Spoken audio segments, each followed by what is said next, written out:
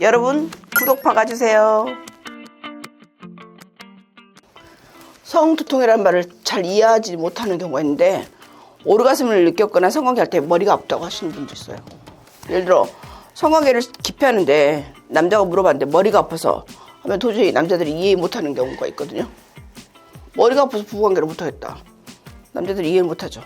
근데 이 성행위 여성에게 발생할 수 있는 성행위 두통이라는 말이 있거든요.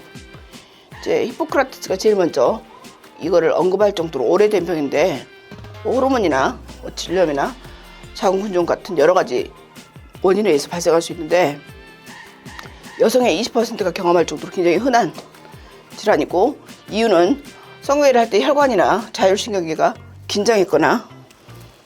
긴장했다 이완하면서 급격하게 반응을 보이는 건데, 이게 성적 흥분이 클수록 생기고 성행위 후에 몇 시간 동안 두통이 가시지 않을 정도로 불편한 증상이거든요. 이럴 경우 치료는 성관계 하기 전에 그냥 두통약 타이레놀을 먹으면 됩니다. 중년의 섹스리스가 꽤 문제인데, 임신 중에 섹스리스가 됐던 경우 여성은 이제 섹스가 없이도 별로 사는데 불편하지 않으면 이게 쭉 가게 됩니다. 이렇게 성관계에 대한 필요성을 거의 느끼지 않고 사는 부부들이 많습니다. 하지만 성관계는 부부가 함께 할 수 있는 유익한 운동이고, 과학적으로도 이미 건강에 좋은 점들이 밝혀져서 적극적으로 권장되고 있습니다. 예를 들어 수명에 대해서 살펴본 몇몇 연구에서도 남성은 성관계 횟수가 잦을수록 여성은 성관계를 즐길수록 더 장수하는 경향이 있다고 밝혀지고 있습니다. 그리고 정신적으로 남녀 모두에게 정서적인 안정과 만족감을 보이고 우울증도 낮게 나타나는 것으로 보고하고 있습니다. 하지만 여성 호르몬이 부족해지면서 질건조증과 성교통이 증가하는 경향이 생기기도 합니다.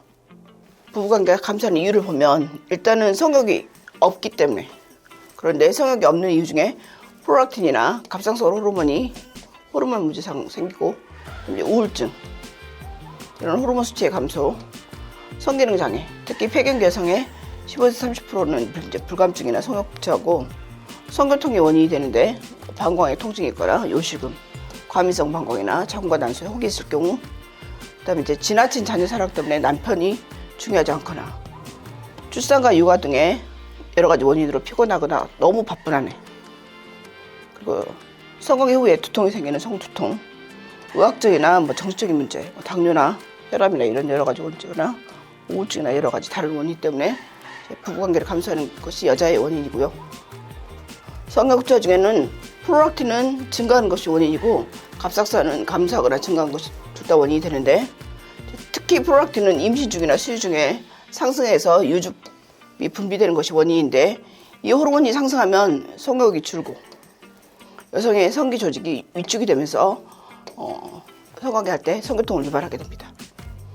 임신과 수유 중에 여성의 성욕 저하가 이제 자연스러운데, 이때 아이를 보호하기 위해서 그렇게 되는 거잖아요. 근데 임신과 수유가 끝났는데도 성욕이 계속 저하되어 있으면 이 프롤락틴 수치를 체크해서 만약에 상승되어 있다, 그러면 이제 원인을 찾거나 아니면 프롤락틴을 떨어뜨리면 됩니다.